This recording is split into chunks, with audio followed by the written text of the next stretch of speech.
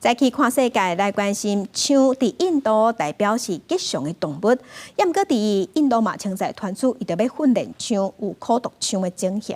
即摆有动保团体打造出一只机器象，嘛甲即只机器象关乎庙方做祭典，安尼就无苦毒的问题啊。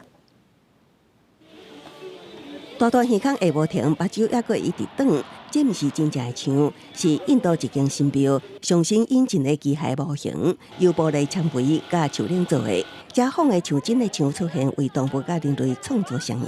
象伫印度教有特殊的地位，互看作是象头神的化身，有智慧、神圣的象征，代表意思。伫印度南部的克拉拉邦，搁较有真侪神庙专门饲象。伫宗教节庆的时，为象摸珠宝甲汇款，伫大街游行。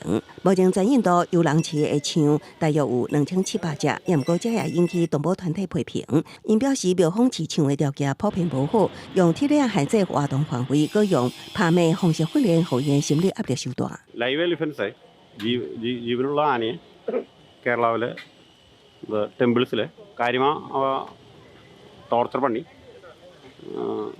വൂൺസെല്ലുള്ള നേരത്തിൽ അവ എഴുന്നള്ളിച്ച് അത് ആനകൾ നിരവധി സ്ഥലത്തിലെ ആളുകളെ ആക്രമിക്കുന്നത് ആനകൾ തമ്മിൽ അടികൂടുന്നത് അത് ആനകൾക്കും നല്ലതല്ല ആളുകൾക്കും നല്ലതല്ല 另外，像有时阵较无好控制，敢若伫今年2月，就有9只象失控，造成5个人死亡。因为游行人真侪，加上成功刺激，象感受压力，最后失控步枪攻击民众，造成悲剧。